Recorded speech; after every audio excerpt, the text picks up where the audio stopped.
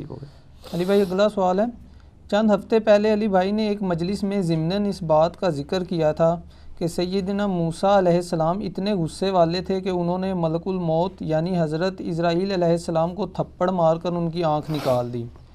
ہم نے قرآن حکیم میں تو یہ پڑھا ہے کہ موسیٰ علیہ السلام نے مکہ مار کر ایک فرعونی کو مار ڈالا تھا، یہ اسرائیل علیہ السلام والا واقعہ کہاں لکھا ہوا ہے؟ پلیز اس کا حوالہ اور ڈیٹیلز بھی بتا دیں، جزاک اللہ۔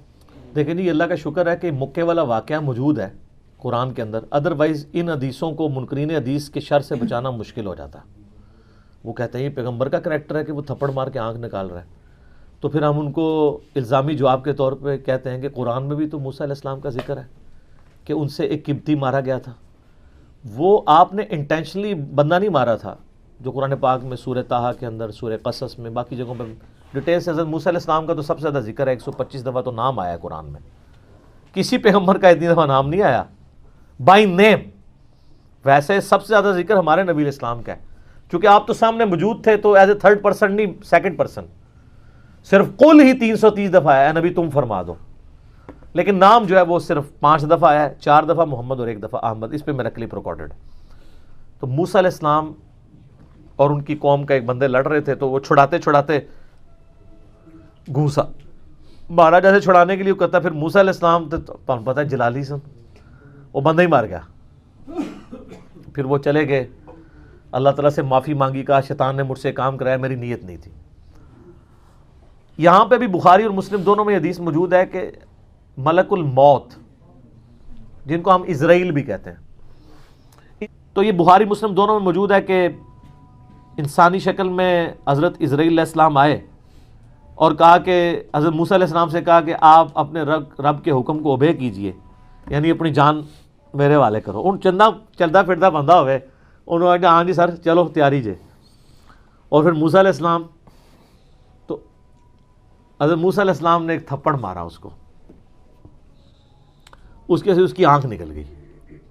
اب ظاہر ہے کہ حضرت موسیٰ کے ساتھ تو مس بیہیو نہیں کر سکتا تھا نا، اللہ کا بھیجا ہوا پیغمبر تھا وہ، اور آپ کو پتہ ہے یہ چاروں فرشتوں کے پیغمبر ہیں، جبرائیل، میکائیل، اسرافیل اور اسرائیل یعنی ملک الموت علیہم السلام اجمعین۔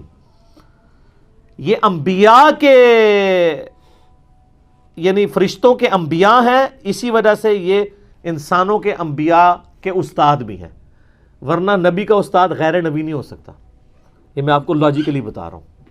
تو حضرت جبرائیل علیہ السلام انبیاء میں سے ہیں، فرشتوں کے انبیاء میں سے۔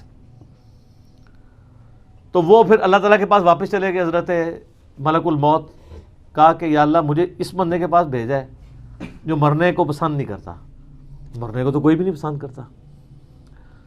تو اللہ تعالیٰ سے انہوں نے ریکویسٹ کی تو اللہ نے ان کی آنکھ ان کو واپس کر دی۔ بخاری مسلم میں حدیث ہے کہ اللہ تعالیٰ کسی پیغمبر کو اس وقت تک موت نہیں دیتا جب تک کہ اس کے سامنے یہ آپشن نہ رکھ دے کہ وہ چاہے تو اپنی امت کے پورے ٹینیور تک زندہ رہے۔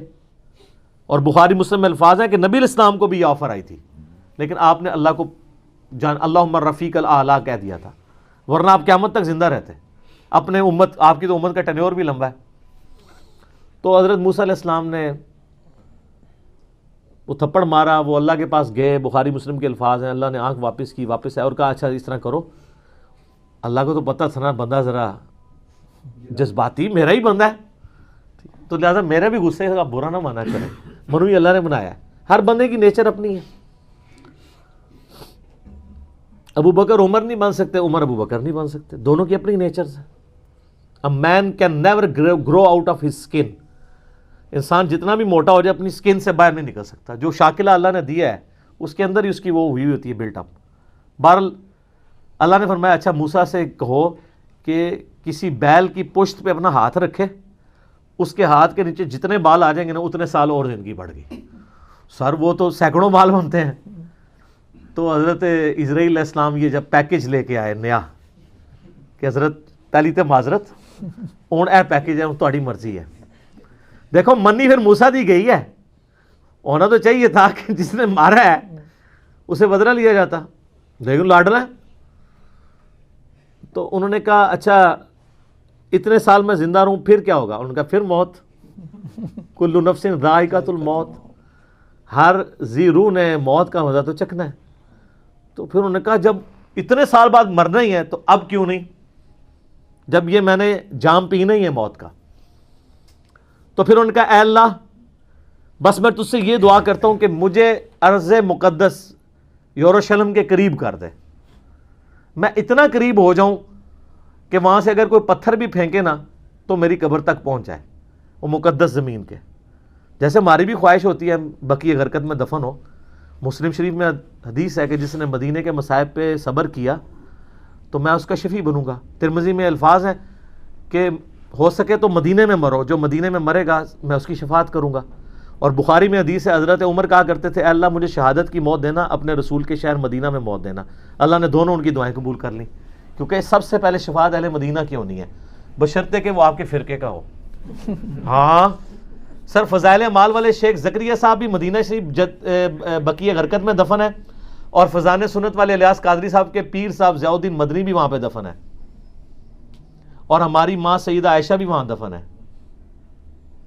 امام حسن علیہ السلام بھی وہاں پہ دفن ہے, امام باقر بھی وہاں پہ دفن ہے, امام مالک بھی وہاں پہ دفن ہے, حضرت عثمان غنی بھی وہاں پہ دفن ہے, اور عبداللہ ابن ابی بھی وہاں پہ دفن ہے.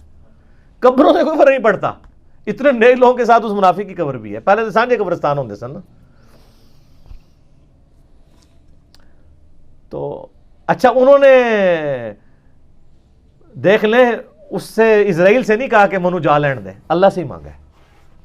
تو اللہ نے ان کو قریب کر دیا, اور نبی علیہ السلام فرماتے ہیں جب وہ قریب ہوئے تو وہاں پہ ان کو موت دے دی, اور اگر میں چاہوں تو تمہیں سرخ ٹیلے کے پاس موسیٰ علیہ السلام کی قبر بھی دکھا سکتا ہوں. یعنی حضرت موسیٰ علیہ السلام گمنامی میں ایک قبر میں دفن ہے, کوئی مزار نہیں ہے. سر مزار یا لوگوں کا آنا اگر بزرگی کی دلیل ہو تو وہ بزرگ جس کا نام قرآن میں 125 دفعہ ہے موسیٰ علیہ السلام, اس کی قبر بھی ان نون ہے. ظاہر ہے جب وہ اکیلے وہاں پہ, بخاری مسلم میں صحیح مسلم میں 2 حدیثیں ہیں, آپ علیہ السلام فرمایا میں نے شب معراج سرخ ٹیلے کے پاس موسیٰ علیہ السلام کو قبر میں نماز پڑھتے ہوئے دیکھا ہے, اگر میں وہاں سے گزروں تو میں قبر بھی دکھا سکتا ہوں. اور اللہ کر رہے ہیں آخرت کی زندگی میں, اس کا دنیا سے کوئی تعلق نہیں ہے. تو یہ واقعہ بالکل درست ہے. اس پہ منکرین حدیث کا یہ والا اعتراض جو تھا وہ غلط ہے کہ وہ مطلب حضرت موسیٰ علیہ السلام کی ایک طبیعت تھی, وہ کہتے ہیں نہیں وہ نافرمانی کی ہے, اللہ کے حکم کے لیے آئے تھے. اب پتہ نہیں اس وقت کیا گیون سرکمسٹانسز تھے, ہو سکتا ہے وہ یہ ایکسپیکٹ کر رہے ہوں کہ اس نے مجھے آ کے آفر کیوں نہیں دی ہے. جیسے نبی علیہ السلام کی بخاری مسلم میں حدیث ہے کہ کوئی نبی بھی آفر کے بغیر نہیں مرتا. تو دیکھو نا بھائی پھر پیکیج لے کے آیا ہے نا, وہ پہلے لے کے آتا نا. ٹھیک ہے, باقی ہر چیز اللہ کی مرضی سے ہی ہو رہی ہوتی ہے. ایک واقعہ بننا تھا بن گیا, اللہ تعالیٰ نے تھوڑا فرشتوں کو بھی جلال دکھا دیا موسیٰ علیہ السلام کا. تو باقی وہ جب پیکیج لے کے آیا تو پھر دیکھیں انہوں نے اس کو ڈیل صحیح طریقے سے کیا.